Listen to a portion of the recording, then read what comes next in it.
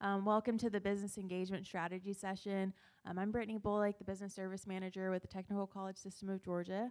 I'm going to let our speakers introduce themselves in just a second, but just to tell you a little bit about this panel and what it's going to be about. As business services professionals or working in the workforce space with businesses, we're all meeting the same employer sometimes, and we hear kind of two things. We hear that I had 3 or 4 different people come talk to me about workforce, and I have no idea what I heard, or I'm exhausted from meeting with these workforce people. And these 3 people sitting next to me have figured out the secret sauce of working with employers to get some really great programs go up and running in our state. And also, they've been really successful in decomplicating WIOA for employers. So I'm going to pass the mic over. Our first question on our panel is just to describe yourself. Again, they all work in the workforce space, but serve different roles and have different resources, and I'm going to let them talk a little bit about those. All right, good morning. I'm Breezy Straighten. I am with Douglas County Economic Development Authority. I serve as the Director of Existing Industry Workforce, and I'm the Chief Compliance Officer for the authority. So I like to just tell folks, I am your true economic developer. I still work projects. I have a site visit tomorrow. But I play in the workforce space because as companies are looking to locate in Georgia and looking to locate in Douglas County, workforce and talent have become the top priority. And then when I work with my existing industry, I have over 5,000 companies that call Douglas County home. And so my role as the existing industry person is to ensure that they have everything they need in order to be sustainable in Douglas County and to grow and thrive. And so talent being the number one thing that they are focused on, it forced me as an economic developer to figure out ways in order to meet the needs of our existing industry and also figure out ways to make the talent pipeline, cultivation, however you want to say it, to find those population of people for our new companies, because the last thing I want is for my existing industries to get mad when we announce a new location, which has happened. They're like, man, Breezy, I mean, you just announced you're getting, you landed a company with 500 jobs, and we can't even fill these 30 positions over here. How are you going to do both?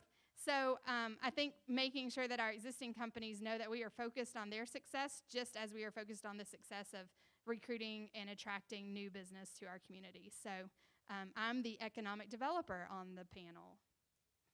Awesome, and good morning, everyone. I'm Andrea Greiner. I'm with Central Georgia Technical College. I'm right in the middle of Georgia. Our college covers 11 counties in Central Georgia of different sizes, so some that are more urban and some that are more rural communities. We've got 3 campuses, so our reach is pretty broad. I'm in economic development. I'm the Vice President for Economic Development, and so that's my primary focus, is working with the businesses throughout the region that we serve and building relationships with those businesses so that we can understand what their workforce needs are. We can help bridge those needs, not only in supporting through training in economic development, non-credit training, but also bridging into the academic programs and adult education, just helping identify what their specific workforce needs are and then bringing other partners in at our college. It's wonderful, workforce development is a team effort, a team sport. I know that we all recognize that. So we work with so many partners in the region. Many of them are in the room today, and that's awesome. But what I find oftentimes when meeting with companies is that there's opportunity to bring others into the room and really bridge and connect to these other partners that we have. I also have a background in economic development. My primary focus when I was with the Houston County Development Authority was working with existing industries. So building relationships with companies is something I've been doing for years, really trying to understand their needs from a broader perspective, but now from a workforce development perspective is something that I have been working on for years. And again, I recognize the fact that it's a team sport, and there's so many different players that come into the area and arena of workforce development. But again, I represent the technical college and our system. There's 22 colleges, and hopefully you all know your local points of contact. But hopefully I'll be able to shed a little bit of light on some of the different ways our colleges can support WIOA efforts in training and workforce development in your regions. Okay, good morning. Bret, lacy. I lead the team at WorkSource Fulton. So we are one of 5 workforce boards that serve the Metro Atlanta 10-county region. So we are definitely one of many players that has to get involved whenever there is an employment need that is in the metro region, because obviously we're going to be pulling from all of that, even though we're sort of only tasked with Fulton County outside the city of Atlanta. So Fulton, we're sort of unique in the metro area in that our workforce team is actually housed within Fulton's economic development. So Select Fulton is the economic development arm that serves Fulton County. So we have the development authority, economic development, and workforce development all on the same team. So our team sort of serves as the fulfillment piece of that, in that we are not only anticipating the needs of the development authority and economic development of site selection, location, talent needs. We're also there that when there is a piece that is ready to go in a project, we're on the back end figuring out how to make that fit that puzzle piece based on the information and the needs of the employers and based on our partners across the metro region, figuring out what the right solution is to be able to leverage federal funds, other resources that we have in economic development to meet the needs of employers as it pertains to their current and future workforce needs.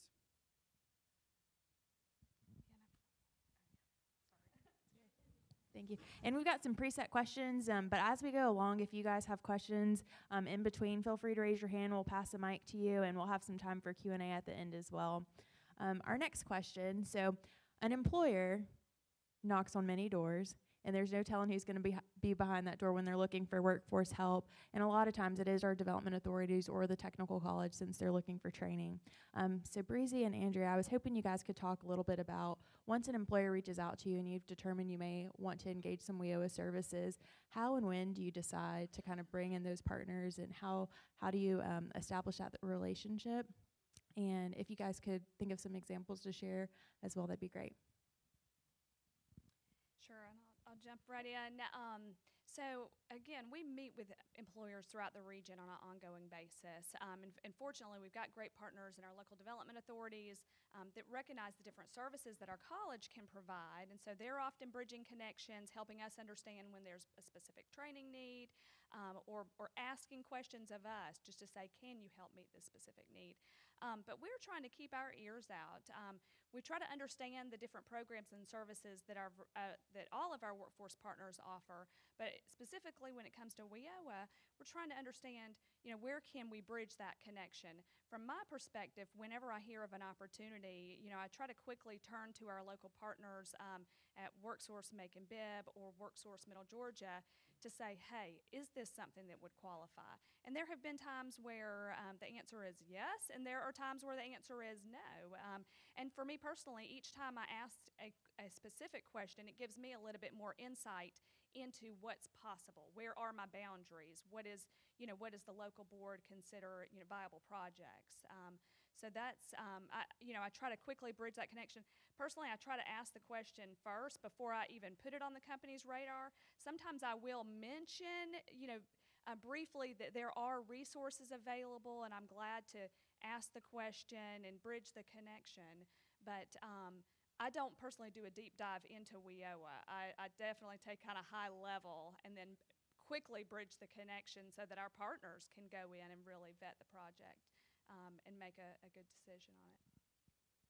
So on the economic development side, existing industry side, I meet with companies every week, sometimes multiple times a week. And so when if I've met with that company before, oftentimes it's just a follow-up of how are things going, what things would you like to talk about, those kind of things. And I always have a packet of resources available to them, whether it be from our partners at Goodwill of North Georgia or whether it's our partners at the ARC, which is our Workforce Investment Board. So typically when I'm meeting with the employer and I assess I triage them if we're being honest, and we talk about all the things and then say, what's the priority? If it's training, I always then talk about incumbent worker training when it comes to WIOA. We have a great relationship with our business service person, Lucius McReynolds. I don't see him, but he might be here. Anyhow, oh, there he is, Lucius. What's up? So whenever I'm engaging with a company when talking about WIOA, Lucius gets an email right after there if he's not there with me. Case example, last week got a call from a company. I've been calling on this company since I've been with the authority, which has been 5 years. I have dropped off balloons and candy during Manufacturers Appreciation Week. I send letters twice a year, would love to meet you. These people have never given me the time of day. I'm talking about never giving me the time of day. But in January, they were bought out by a bigger company. The company had had some experience in accessing funding from various things from another state. And so they called. They just called and said, hey, I think you're who we need to talk to. So I went and visited them the next day.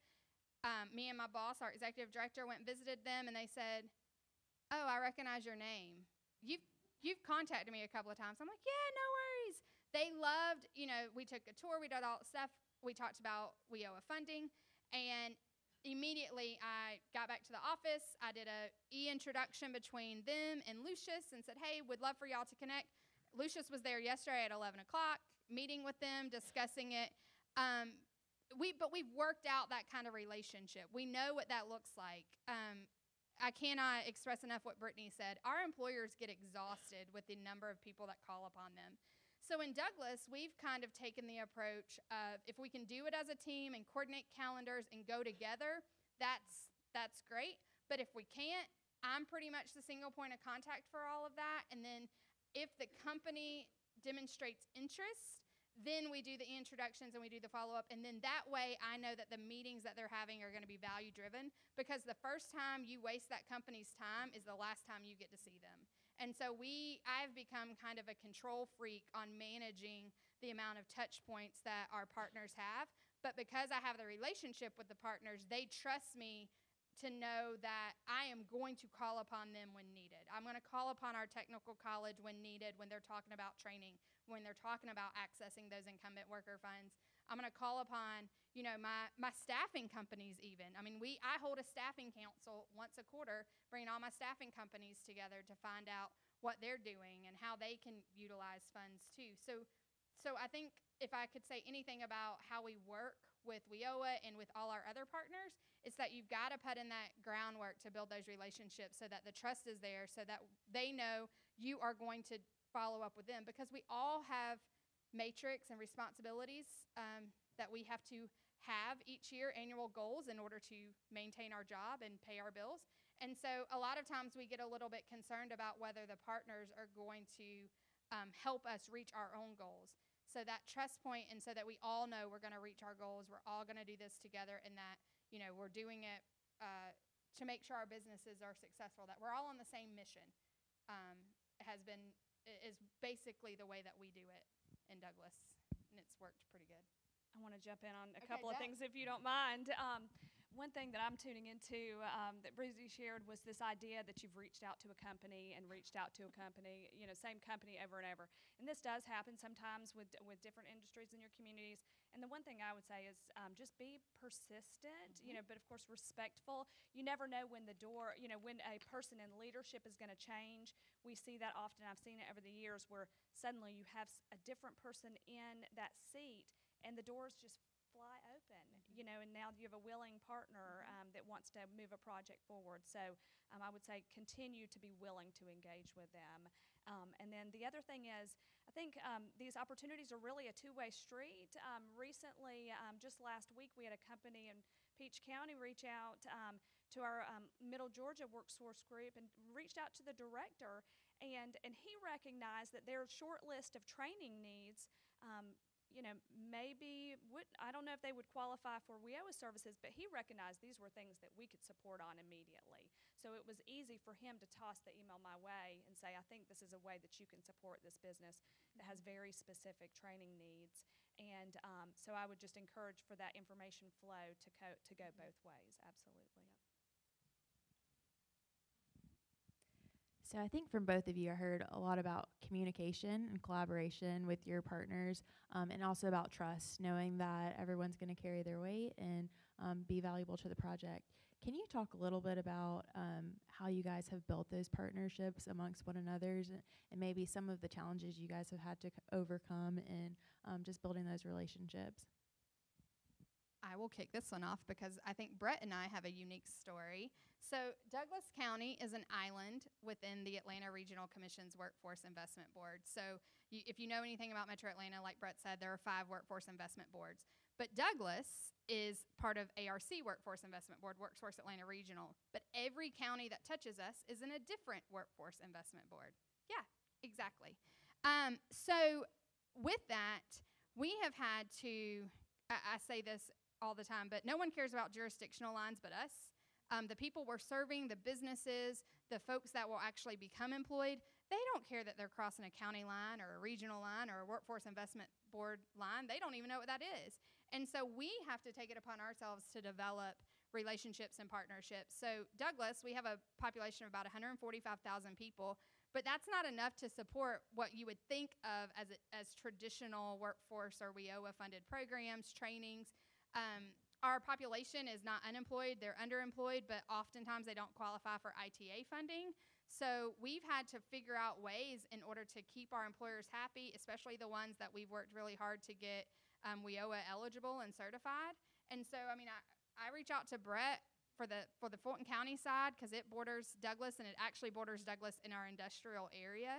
I work with Cobb Works, and I met Sonia yesterday, and she's the new CEO over there, and so we're working on partnerships just to ensure that all of our employers, we all share the same labor force, so to make sure there's no red tape, no, I don't want to do that because it's government and it's going to be complicated, that on the back end, we've worked out all that for them, and all the employer has to do is say yes, complete the, comprehensive, complicated WIOA eligibility package, sign the contract, sometimes you get to that finish line and we're ready to sign, and they go, we're not ready to do it just yet. So, pushing them to sign the actual contract and come up with a training plan. But if we've worked out all that on the back end outside of the view of the employer, it really gives them confidence that we're professionals and we know what we're doing. We have partnerships, we've had the relationships, and that we are focused on making sure that they're successful. But I mean, I also call upon Bret and say, hey, do you think this could work? Could we do this little partnership down here in the area and do a training? So to answer your question, we do it over time. It's not something where one email is going to form the relationship and trust. You go to lunch, you go for a beer after an event, you hang out at things like this, and you start having those candid conversations about what we would do if the red tape didn't exist, and then you figure out to make the red tape go away, because that's what the employer wants you to do. So, Bret, let's say you've got the meeting now. Someone's opened the door open to you for that employer. A lot of times we get really excited about all the awesome programs we can offer, and that can be overwhelming to an employer. How do you kind of streamline that conversation for the employer, and then also follow up, because they may think that there's a lot of paperwork behind that conversation. So how do you kind of streamline that conversation and that workflow? Yeah, so I think the first thing is try to get as much information as you can ahead of time. We all know that a lot of times with economic development projects, particularly if it's a site selection, it's going to be a lot of hush-hush. And sometimes you're going to walk into a meeting and not know anything but the address on your GPS. And you just have to kind of roll with that.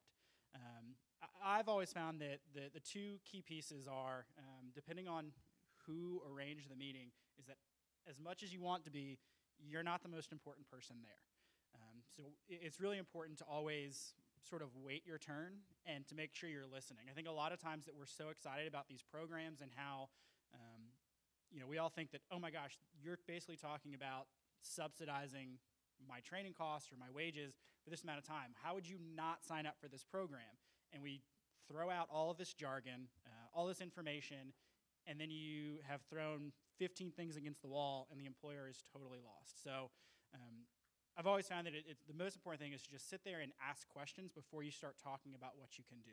There's no sense in getting into incumbent worker training if they're purely talking about how they need 30 jobs filled.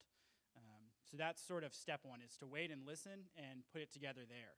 Like I said, sort of what Breezy was saying, so much of it is relationships, and that's another key piece, is that you're going to get takeaways from particularly these type of meetings, and it can be very overwhelming for the employer to get 30 different things from everybody that was in the meeting. So making sure that you have a streamlined point of contact. Again, if your economic development partner invited you to the meeting, if they've got the relationship, if it was the technical college that called it and brought it, try to route everything through that person so they're getting one single point of contact. And then you've got to know your stuff. The employer is going to ask you questions. You're going to want to be tailoring everything to what that employer needs, and they're going to have specific questions. They're going to present you with different scenarios. So you've got to know absolutely what's your local policy, right? Does your policy say that you can do incumbent worker training if it's not layoff aversion? You need to know that so that you're not giving the employer, well, I don't know, you know. That's not to say that you can't say, let me verify and get back to you and then follow up with that information.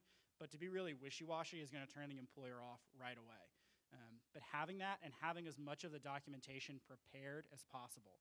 So Andrea and I have worked on a few projects there in her region, whether it's OJT or IWT. Again, you're talking, and a lot of times, those of us that are on the workforce board side, you know how long our contracts have to be. You know, there's 10 pages of assurances, all this eligibility information. The more of that we can fill in and provide to an employer, the more likely we are to get to a finish line. Because if they've got to sit there and fill in, why are we doing this project, what my training plan is going to look like, you know, all that information that you already have the knowns, plug it in. Let them fill in their DUNS number, their federal EIN number. You can fill in their address. You can fill in some of that information. Let them give you the tiny things that they've got to fill in and give you the contract back. Don't give them a completely blank document that they've got to go through, because it's never going to get done in everything else they're trying to do. Yeah, I love that. Help them out with the paperwork. So we've talked a lot about that initial meeting. Let's say you've established kind of a working plan of what you're going to do. How do you guys then manage communication and workflow after that initial meeting, just making sure that the project keeps going? Do you pass the baton to one another, or does one person stay as the contact person? How do you guys do it in your regions? Sure. We've done things a little bit, in a few different ways. We've had some, economic development projects where we've kind of assigned one person to run point on it, to try to keep all the information and pieces of the project moving forward, so that we know what different players are doing and how they're supporting, the specific company. Other times, the baton has completely been handed. So there are some projects that we work on where we're trying to make a connection. We play a specific role delivering the training for the company, but all the other components, the contract and everything, the approvals are going to come through our local boards and through their teams working with the company. So at the point where we pass the baton and we say, here's a company that's interested in this, we've given it to them to manage and move forward. We have our specific role to play. So I think it can go either way, really depending on the size and the scope of the project. We also have another project locally that we're having a little bit of a challenge moving forward. On our team side, everything is in place. There are a few elements that we still have to have, signed with the company, blessed by the company, but we consider every element in place, and so as soon as the company gives us our final blessing on the project, we can move forward. And the interesting thing is, when you get to that stage of the game and you can't quite get it moving forward, sometimes we'll approach it from different angles. Who has the relationship? How can we engage with them and try to answer any final questions to move the project forward? So I think there's some variety there, but I do think a lot of it does go back to the relationship and who's kind of kicked off the project and how they can keep a handle on it and keep it moving forward. I will say that I will echo what Andrea and Bret said earlier. Typically, it's whoever has the relationship, whoever called the initial meeting, maintains and owns kind of the conversation and becomes the single point of contact for whatever that project is. But for what I just mentioned with the company where Lucius went yesterday, if their whole thing is about WIOA funded stuff, I kind of step out and I let them handle it. Now, my process is that I do like follow-ups and stuff. So I might send an email over to the company or a handwritten note card that says, hey, thanks so much for meeting with us. And should you have any questions or any concerns, you can always reach back out to me for any of those, to help you answer them. But so with that, I always just toss the baton because I am not the WIOA expert. I'm not the one that's going to work with them to fill out the paperwork. But we have a lot of different partnerships going on. You know, we use WIOA funding for some school programs that we use, where we use in-school youth funds and where we partner with our school system and technical college. I own that program. I serve as the administrator of that program and as the conduit, mainly because that's how the WIOA contract is written. It's written as a business consortium, and the Development Authority serves as the consortium. So I have the agreement with West Georgia Tech, and then I also have the agreement with ARC Workforce Investment Board. And so I own that program because our authority is on the line for that.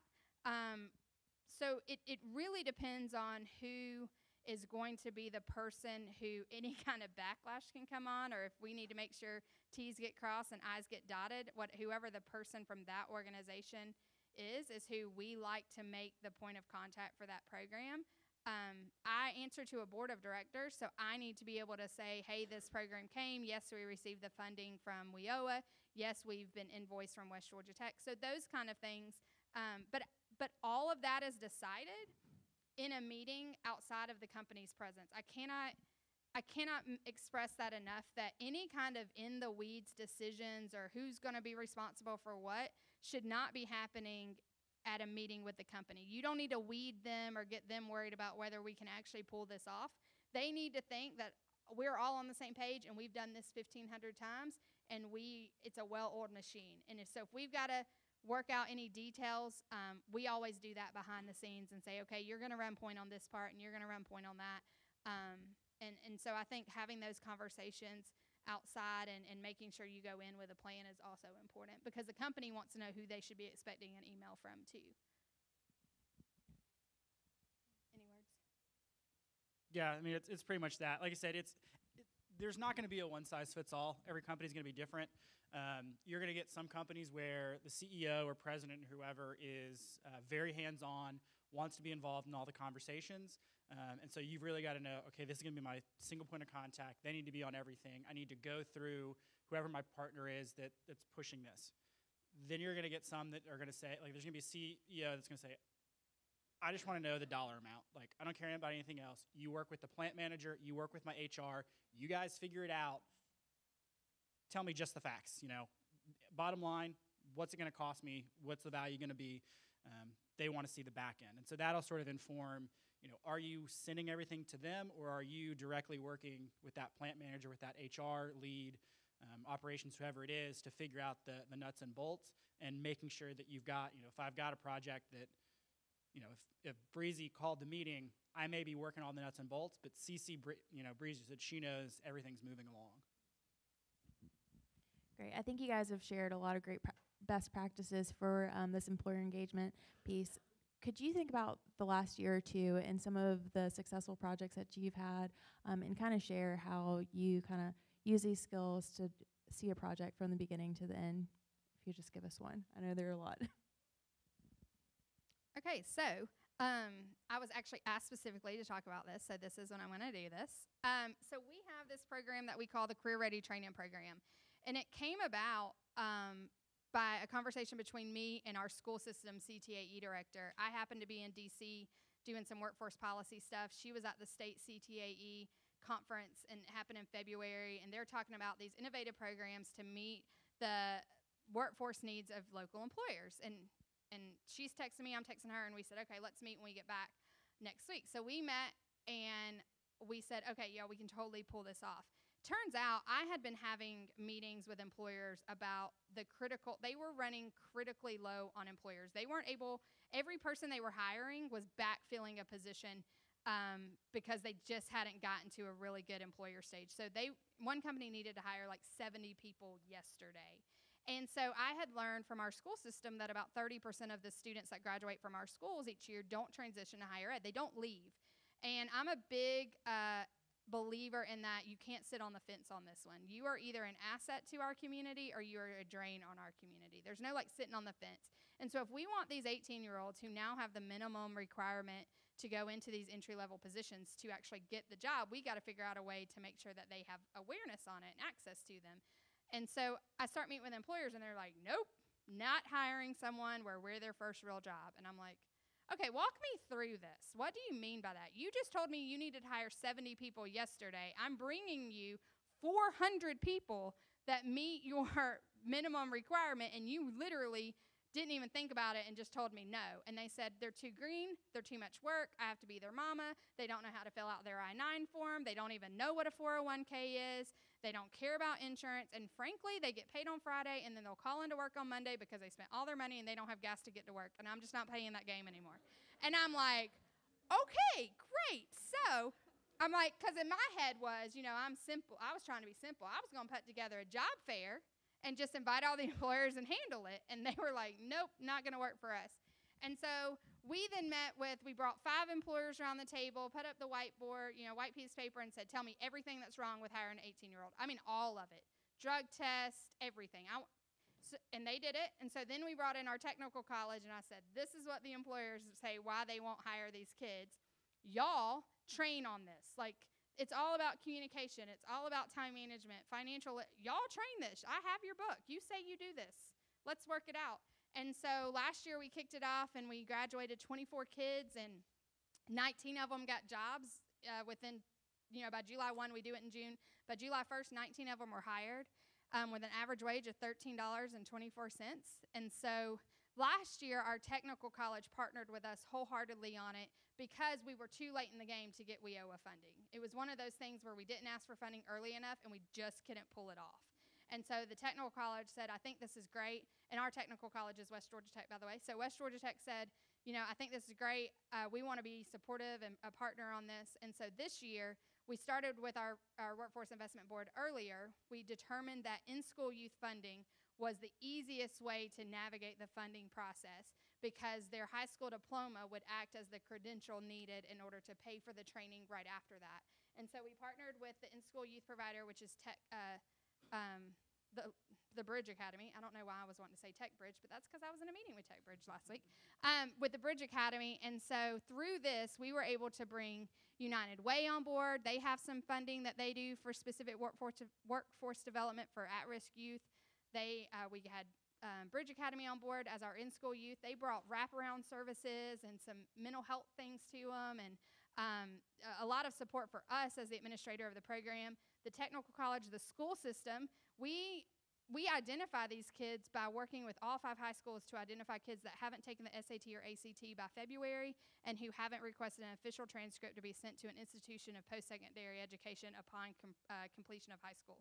So I knew as a former higher ed administrator that if they hadn't requested an official transcript or hadn't taken their SAT by March, I'm not saying they're not going to college. I'm saying they're not going to college in August, okay? And that then gave Douglas County literally a population of 400 kids, because that's about 30% of our graduating class, to these employers. And then we got strict with the employers. We said, you can't participate in this program if you don't pay $12 an hour, if it's not a full-time direct hire position, if you don't offer benefits, and if you can't prove to me a professional development plan. So all companies that wanted to partner with us had to then demonstrate and apply to be in the program and provide those documentations, because I didn't want our kids hired into a position at $8 an hour where next year they're going to be there at $8 an hour. That's not good for our community. That's not growing our economy locally. So that program has taken off, and we couldn't have done it without our Workforce Investment Board. They were at the table. We probably had 6 meetings to even determine the best course of action for funding. Everybody laying out the good, the bad, the indifferent. We talked about ITA funding, out-of-school youth, in-school youth, all these different things. And so I will say we wouldn't have been able to even have them at the table had we not already had that relationship with them. I mean, I kind of think our Workforce Investment Board director, Rob LeBeau, he just knows like I'm a dog with a bone and I'm not going to give up. And so I think he's learned that it's best to just engage the conversation with me, because I'm really not going to let it go. But because of that, we've worked on this really good partnership to where we can be candid with one another. We can really talk about what's going to be best for us as a community and how we can spend the money effectively. So I think that's a really good example of bringing tons of people to the table in order to do something really cool. So this year we graduated 15 kids on Friday. 9 of them got on-the-spot job offers and had to be at the employer on Monday morning for their drug test, background check, official paperwork stuff. And those jobs, our average job this year is about $16.50. So it's a really cool program, and I think about 13 other communities now are doing it because we talked about it at GEDA in February. So if you want more information, I'm sure my information somewhere. Awesome. I want more information. Definitely. That sounds like an incredible program. I want to touch on just a couple of different things that we're doing. I know in the past we've talked about workplace fundamentals, the Athens Tech program, Manufacture Ready, and we have a similar program in Middle Georgia called Manufacturing Fundamentals. We started out with the Workplace Fundamentals program, and then knowing the need in manufacturing a little over a year ago, we kind of went down that path and got more focused in on manufacturing specifically. And I think that's been a great success. It's a partnership and really has been driven out of the WorkSource Make and Bib board and group. And now we're in conversation with our entire region. So the WorkSource Middle Georgia group is coming back into the fold and will be helping us promote the program and identifying individuals to go into it. But that's been a great partnership for us to work together with our local WorkSource boards, position individuals, and have them positioned to go into careers in manufacturing specifically. We helped by making connections to the manufacturers in our region and providing opportunities for the individuals in the program to go and tour industries and have those industry representatives come in and speak in the program. So we really try to be the conduit to the businesses and create those opportunities. After the individuals go through a 3-week training with us and move through some soft skills resume prep classes at our one-stop, they go into work experience. And so by having those relationships with the companies, we were able to help identify some work experience sites.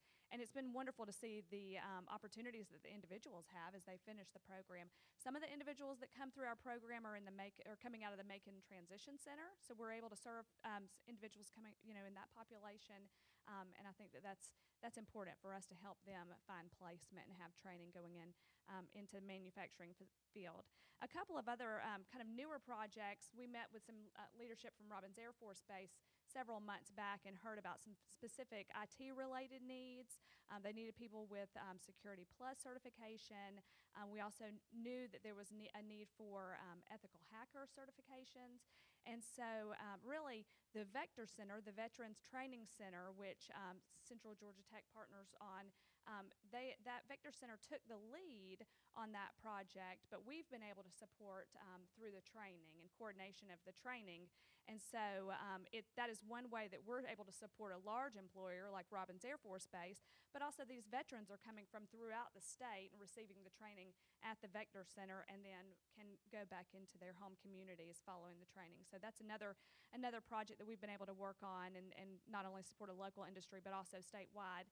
And then finally, through TCSG and the Economic Development Group at the Technical College System of Georgia, there are new mobile welding labs that are being put in place. And the fact that they are mobile and we're having the opportunity to bring them into different parts of the state, we've worked with one of our local correctional facilities and are planning a training to train inmates that are nearing release and moving them through a 6-week training program that will award credentials in welding, so positioning them for future employment. So that's another creative way that we're able to use WIOA funding, really leverage these new resources, these mobile welding labs, and position people for career opportunities in a very well-paying career like welding. So those are just a couple of examples of ways that we've been able to work with our local boards. The one thing I'll say, with these different projects, it is an ongoing dialogue, trying to make sure that we're delivering the right training that will lead to credentials, working not only with the businesses that need to recruit these candidates, but working with our local boards to constantly circle back and say, is this possible? How do we navigate? What's our next steps? What information do they need to give us the assurances as projects are moving forward? So there's a lot of pieces to the puzzle and a lot of players that we're working with, but I think that we've been able to do some creative things and things that we know will meet the needs of our businesses in our region. Yeah, so real quick, it's not something that we did or are doing in Fulton, but in my previous life as a technocrat at the state, we had a major employer that I won't name that has sites, 4 or 5 sites across the state. And there was a major project and opportunity for growth for that company in Georgia. So we had 4 or 5 meetings at all of their sites around the state. And each of their locations had a different workforce challenge. And so we had there the state economic development team, the local technical college, the workforce system, I would say, at them. We had Georgia Department of Labor at the table, and every single place we went, we sat and we listened to what that particular site did. All part of the same company, all doing different pieces of their end product. And so you saw everything from we're having challenges getting workers to we're having challenges with, we can get them in the door, but we have these very high-skilled, very technical positions we can't find. Totally different solution package. So each of those sites got a custom solution, whether it was customized recruitment with GDOL, whether it was talking about setting up an apprenticeship. You had the whole gamut across these sites. Ultimately, I don't think any of them have come to fruition. As Andrea said, it's still an ongoing conversation. I really think that's nothing that we could have done. I think it's a corporate decision of where they're going to make their limited investments around the country. But there are successes that have come out of that. The plant that needed basic job entry was able to get connected with their GDOL rep right there and is now there to help get a pipeline in. When they have job postings, they know who to go to and who in their community to call. They had no idea that's who they needed to talk to.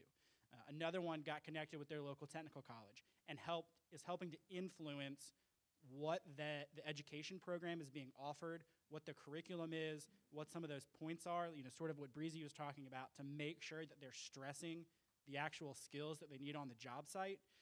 So they now have these relationships that have formed, and you're seeing little bits and pieces of it. Even though there's not a big grand package that can be announced with confetti and fanfare, there are successes that are resulting from that just by creating new relationships and making those new connection points locally. Thanks, guys. Thank you for sharing those projects. Those are wonderful. Before I open up the floor to questions, I just want to ask Andrea, if I have a project that I want to use the mobile welding lab, who do I contact? Call your local technical college, your vice president for economic development. So throughout the state, we were asked, what projects do you want to move forward in your region? And so each one of us had the opportunity to put forth plans for those welding labs. And there's 4 in the state, and so they're just now starting to roll out. We've recently had a chance to visit one of them and see it fully outfitted. And so anyway, reach out to your local VP for economic development. Thank you. All right, any questions from the audience? Question.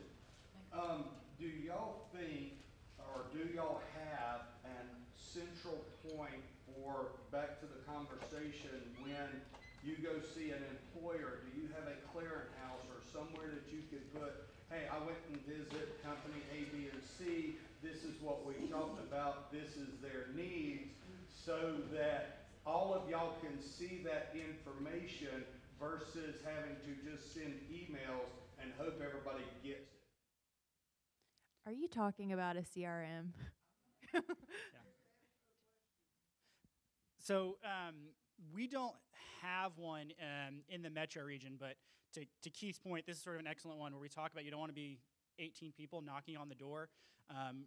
The 5 metro workforce boards have actually put together part of our package for round 2 for the sector partnership work is to get a CRM software that the 5 boards can share. I can tell you that the state project managers have a system like that.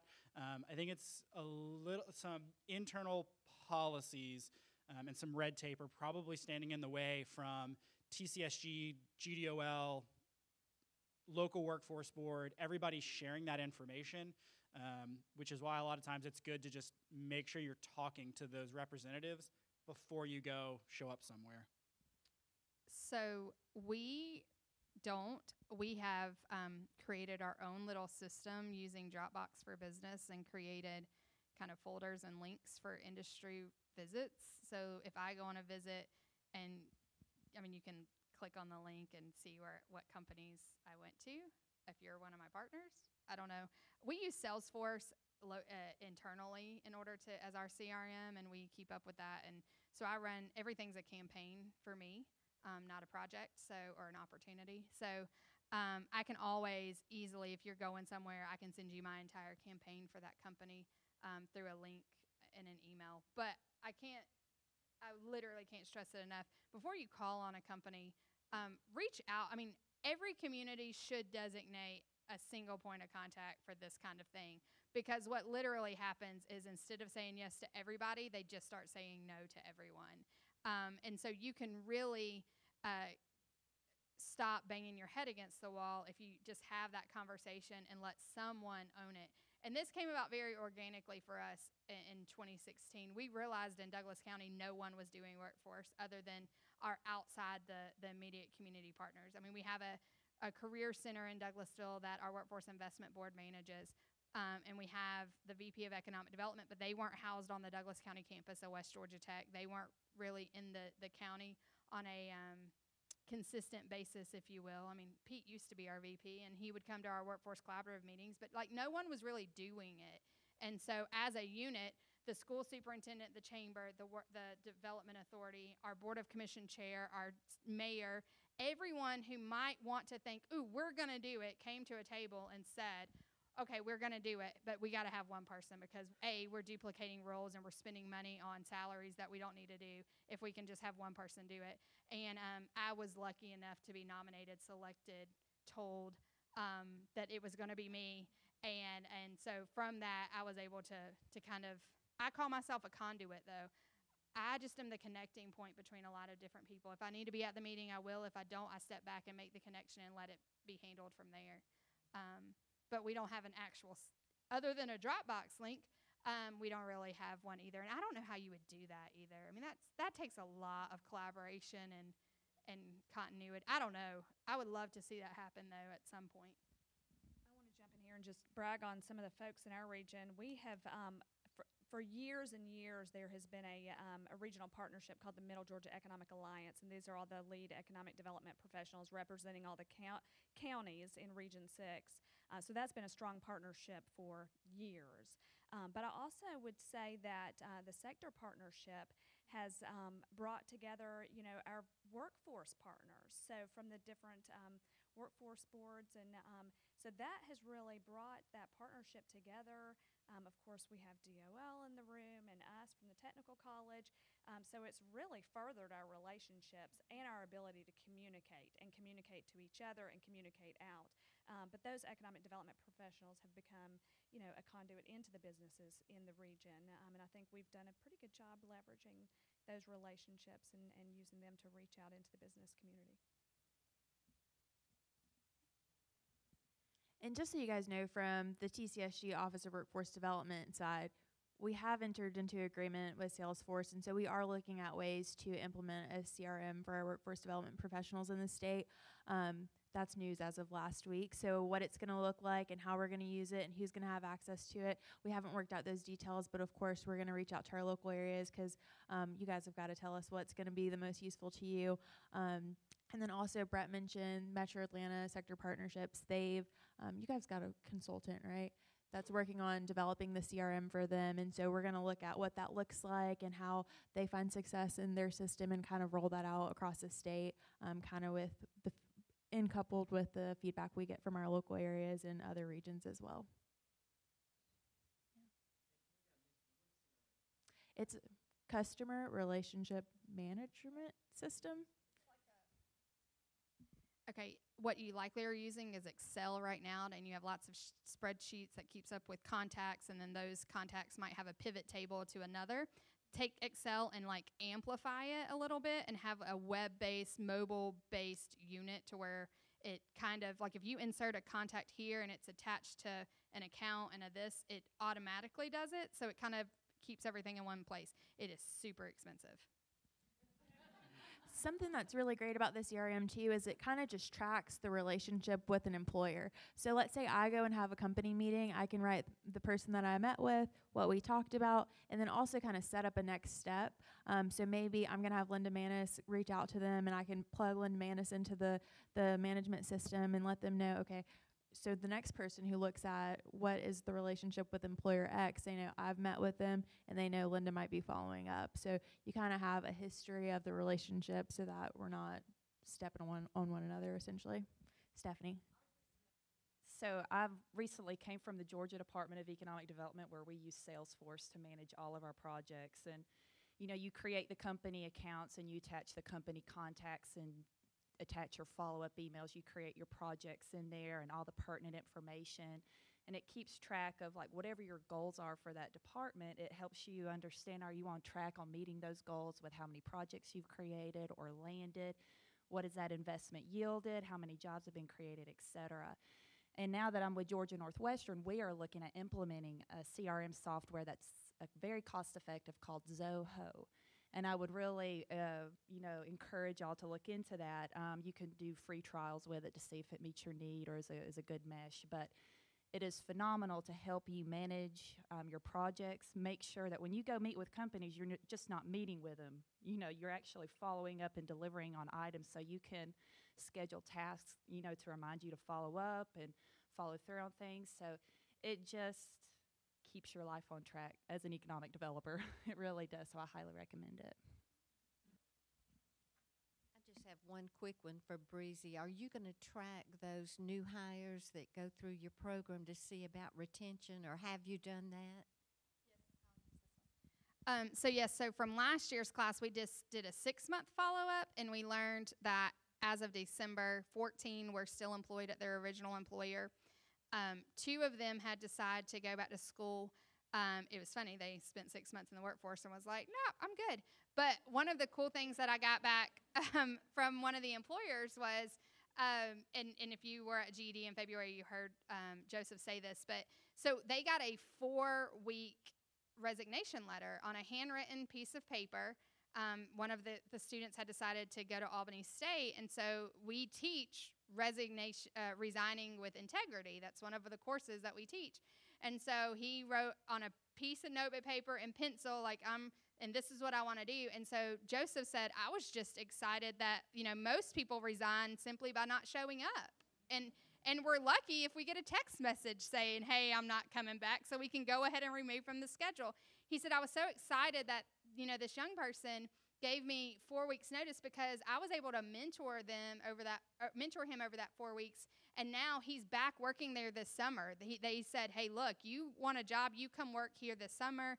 You can work, if you decide Albany State's not for you, you want to come back home and go to one of the schools, we'll work on your shifts. We have tuition reimbursement. So we followed them through that way. And then this year, in partnership with the Bridge Academy, their program actually tracks them for 12 months. So we will be able to get their 12-month data.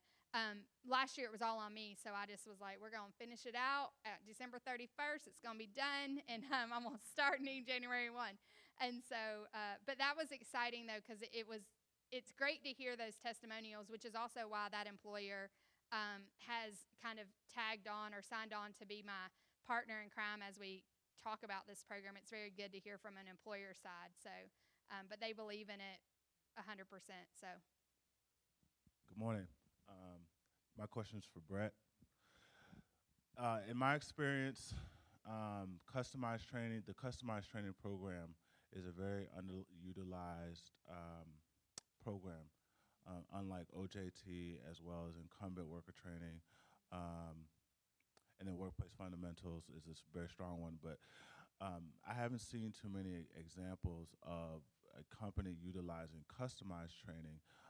Can you speak to any success stories that you've seen either with Fulton County or in your prior life working for the state utilizing the customized training program?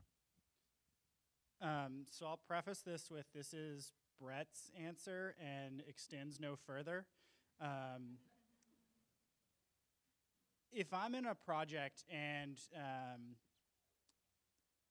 what the employer is telling me looks like they may want a customized training, quite honestly, I'm going to steer them towards a different route.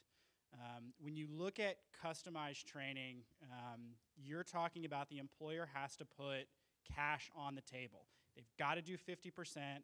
They've got to pay for it with some function of the training. and you're talking with customized training, new hires or an intent to hire.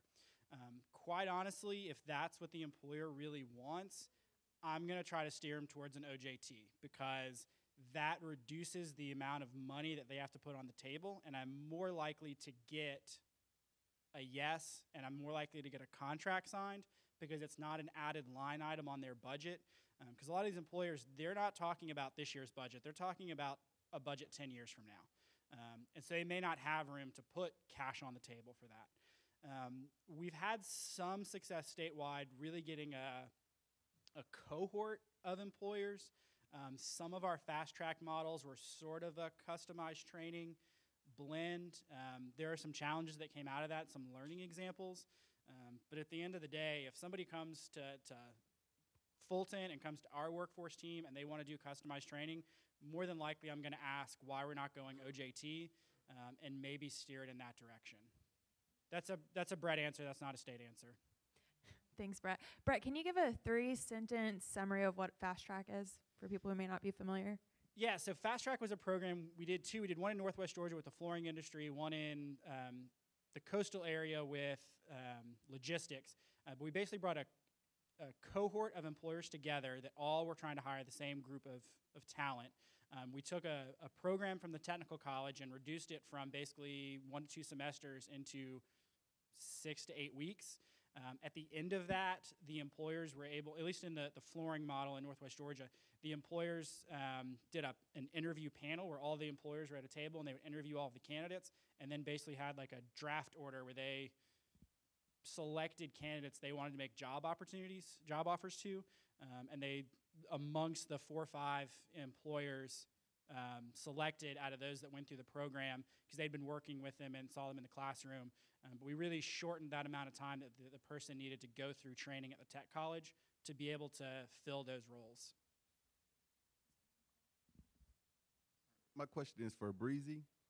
Just out of curiosity, how did the training look that you all provided for those high school students?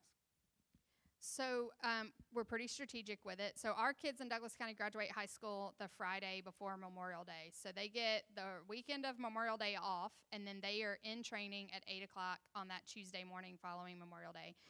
It's a 9-day program, but day 9 is graduation and interview day. So it's really 8 days of intensive training. So they do 5 days of soft skills and 3 days of technical training. So the soft skills were the number one concern of our employers. They all said, look, these are entry-level positions. We'll train them with what they need to know. But then they said, well, you know, kids can't use a tape measure these days, and they don't actually understand math sometimes. And so our technical training, actually, we do 1 day of safety in the workplace, which is like a quasi-OSHA 10, but not quite OSHA 10. And then we do a little bit of like forklift safety, but not forklift training. And then we use using a tape measure, using Excel for manufacturing. A lot of our employers still use Excel spreadsheets as like timesheets, and so they were amazed at how many kids didn't understand the difference between rows and columns on Excel, and even though they had just graduated high school. And it's because what we learned is a lot of times they're given a template and they're not actually building an Excel spreadsheet, and so it's just these little things. But we really, so we kick it off with True Colors, which is a personality assessment, and it was really crazy. Like last year, this kid came up and he said, Miss Breezy, no one's ever told me I was good at anything. And I'm like, you just went through 13 years of school and not one person has told you that you have these inherent gifts and skills that are true to you. And he's like, now I know I'm orange and I know that this is what and I'm like, okay, awesome. And he's like, and I know my sister is green and that's why we don't get along because, and I'm like, this is so great.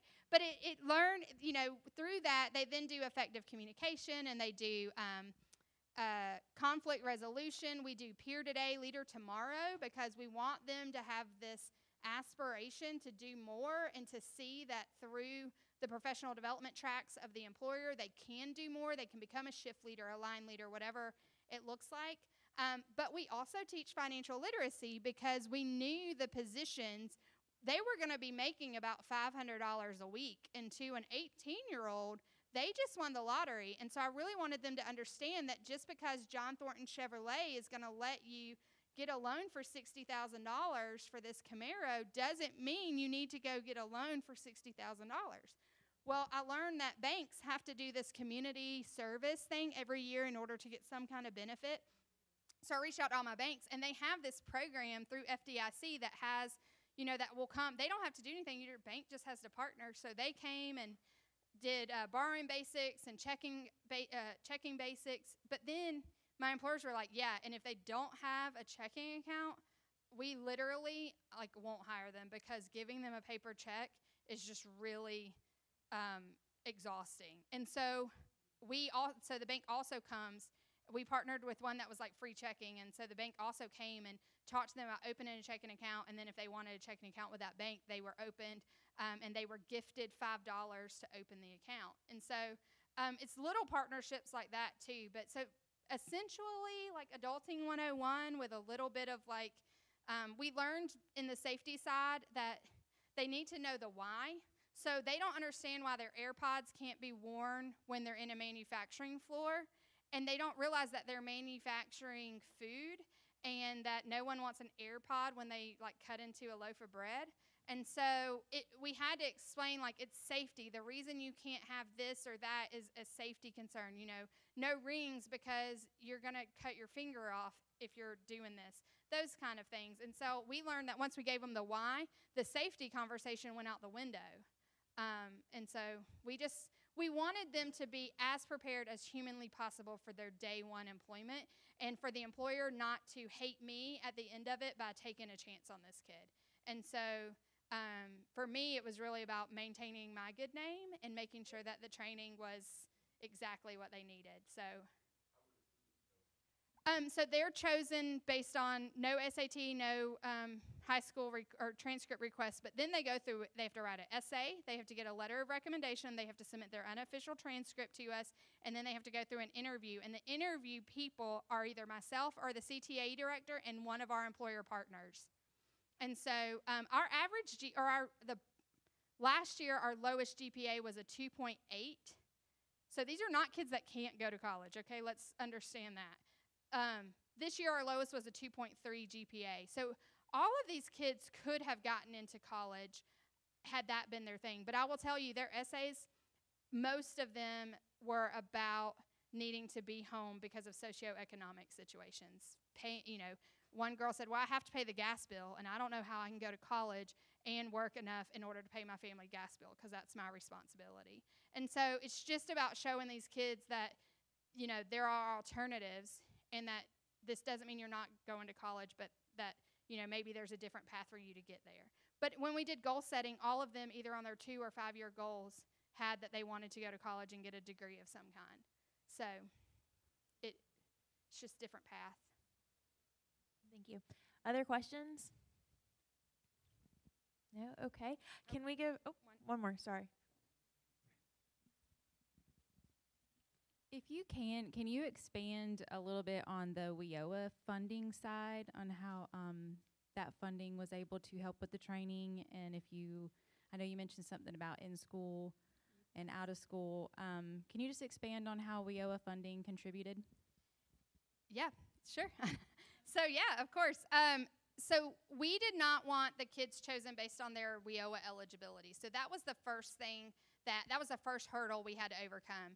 So our agreement with our technical school was that as long as we met a minimum threshold in order for cost recovery purposes, because as you know, your economic development partners or departments at your technical colleges they have to fund their own budget. They're not given a budget. It's funded through their training and that kind of thing. So we had to meet the minimum threshold. And once we got past that, then they agreed that they would take whatever funding WIOA was from the WIOA eligible students. So we costed out for in-school youth at $1,000 a student for the 2 weeks. And it cost us about $5,000 to the technical school, but this year we had 13 eligible participants. We had 24 admitted into the program. We lost 9. We have a very strict attendance policy, so 15 graduated. Essentially, they can't miss more than a combination of 1 day, and if you're late, that's half a day, and if you leave early, that's half a day. So we don't play games because your employers aren't playing games with them. and so they fire themselves.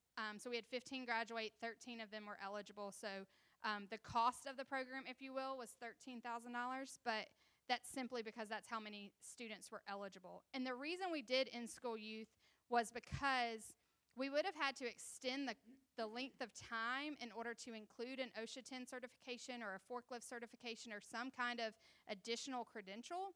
And frankly, our employer said, well, that's kind of a waste of time because for forklift, we put them through certification anyways. They have to be certified on our equipment. We don't need OSHA 10. These are not our safety managers. And so they felt like they'd rather them get more soft skills than technical skills on that side, and to get them in and working sooner rather than later. And so in-school youth was the only funding source that we identified that would allow their high school diploma to serve as the credential for the funding itself. And so, I don't know, and also ITA, our eligibility is a little lower, and so we didn't think we'd get enough qualified students, and we also didn't think that the parents would pony up that level of information for their kids, if you know what I mean. You know, you're balancing emotions and things, and so we were trying to find the least path of resistance, and it seemed that the in-school youth funding, by partnering with the nonprofit, was our best course of action to get it done. So. Hi, I have a question. I'm in the back. I'm Grace in Augusta, Georgia, and we run a 12-week coding boot camp, and we partner with our local technical college to find people in the community to go through our program with the WIOA funding. And my question to you guys is, our pipeline of talent sort of struggles with finding the people that are. We find, like, for example, we found 50 people to apply. We approved 17 for work keys and eligibility interview, and then they were approved for financial aid for 11, but we had room for 15. So I was just curious if you guys could give some insight as to how you are attracting the talent to fill the pipeline when you have the funding and you have the companies, but you're trying to find the people in your community that want to better themselves in that respect. And it wouldn't necessarily be for high school students, but it might be for other people in the community, either unemployed or underemployed. Thank you. Yeah, we had some challenges with that on the front end as well, trying to get individuals to self-identify and go through the process to be qualified. I will say, we definitely refined our processes as far as projecting classes out over the course of a year, and then also WorkSource Make and Bib, really focused on suitability, and they had team members that were actually out in the community at specific locations on specific days doing recruitment for our program, for manufacturing fundamentals specifically. So I would say that it was really their proactive approach to showing up at the one-stop, making the presentation on this specific program, as well as probably other services, but highlighting this opportunity, finding those interested candidates, and then really screening for suitability. And for us specifically, I would say our success rate has definitely risen as far as, the employers being happy with the candidates that are coming through the program. Even what we've seen as our instructors are having the opportunity to interface with the participants, we've just seen so many great individuals coming through the program since we've refined that process and really not just looked for individuals to self-identify, hey, we want to come into the program, really having that partnership of them being screened for suitability. So it's given a better candidate across the board. So I'm taking off the high school hat. So we do this very strategically. We have 3 partners: accountability courts. So in Douglas County, we have a DUI, drug, and mental health accountability court, and that's an 18-month program in our system where our state and superior court judges buy into it. So we target that 100% for all of our stuff. And then another on the criminal justice side, both our Solicitor General and our District Attorney's Office have pretrial diversion programs. And so with those pretrial diversion programs, we partner with them, and we call it careers, not conviction. So if they are currently unemployed and they go through either a training program or they get hired at one of our employer partners, and we've worked really hard to get our employer partners OJT eligible so that they can, that's kind of the carrot we dangle. both the Solicitor General and the District Attorney will then reduce the charges or under first offender. And so those are two. And then United Way, in partnership with McKinney-Vento, which is federal legislation that says if you're homeless, your children do not have to leave the school system. They can stay where we are. So we partner with our school system's homeless liaison, and then United Way Greater Atlanta has a program called Kids Home, in which it's a 12-month program where they work with families who are facing homelessness, and they will work with them to get them household stable. But because of that, a lot of times the reason that they are facing homelessness is because of low income or low wage, or because, someone left. They were a 2-parent household, now they're a 1-parent household. And so we target these programs very strategically, because with us throwing out a net and hoping that people would find out about it, it just wasn't working. We were having people who were interested, but they weren't WIOA eligible. We found that out with our SEFCA program. We have construction ready, and we had 67 people interested and went through the process, and at the end of the day, 3 of them were WIOA eligible, and we couldn't make the class work. And so that changed our way of thinking and saying, hey, there are organizations within our community that work with these populations of people every day. We need to develop those partnerships, and instead of them spending their donated dollars on workforce development, let's create a partnership where the WIOA funding can serve as the workforce development track, whether it's OJT or an ITA program. Sure. I was just told we have 2 minutes, but yes. Oh. So, and I'll make this brief because I'm not normally brief on this subject. So we actually partnered with the Georgia Justice Project about 2 years ago, when we learned that Georgia is one of 9 states in the United States that does not allow for a person to reinvent themselves on the criminal record. So in 41 other states, it's just like your credit report or your driving report, where it kind of reinvents itself after 7 years. In the state of Georgia, we are one of 9 states that allows an employer to use an arrest without conviction and anything on your criminal record to be used against you at any time. And so so we've been partnered with Georgia Justice Project in order to change the law to allow for the GCIC to be restricted and sealed for purpose code E, which is housing and employment. We made some small steps in the legislature last year for misdemeanors, but frankly, employers don't care about misdemeanors. It's the felonies that they're worried about. And so simultaneously, I just started an education campaign with my employers, talking about how they can be bonded, DOL bonds felons, so that reduces liability and risk. Also, you can get a $2,500 tax credit if you hire someone who's been released from custody within the past 12 months. So that's a carrot that we can dangle, and that's layerable with all other incentives that they can offer. But really, it was a campaign to get my employers to change their HR policies, and we were successful with a lot of our multinational companies, where they had basically an HR policy for their North American region, and they were, essentially, they didn't realize Georgia allowed it, so their policy was, if we see it, it happened and we can't hire you. So most of my companies followed suit and said, well, we're going to change our policy to say we only go back a certain number of years, or we only do this instead of it being, if we see it, it happened and we can't hire you. So it was a combination effort of trying to change state policy when it comes to hiring those with criminal records. 40% of all Georgians have a criminal record, so that does decrease the pipeline.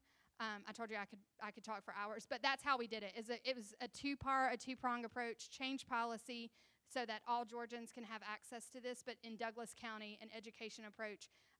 But again, couldn't have done that if the employers didn't trust me. Like, they wouldn't have even taken that meeting. And so once I brought it to their attention, it was then conference calls with their headquarters and conference calls. And I had a couple of occasions where the CEOs came down and we met and we talked about it. And I brought Doug Amar in from Georgia Justice Project to really explain how this happens, how Georgia leads the country in backload sentences and probation and parole, and really laid out the framework of why this is important and why this is impacting their ability to hire people. Thanks, Breezy.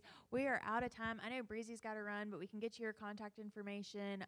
Andrea and Bret will still be hanging around if you guys have questions. I just want to thank you guys for your time and for being here, and also just thank you for your service and the work you do every day to get Georgians in great jobs. So let's give them a round of applause.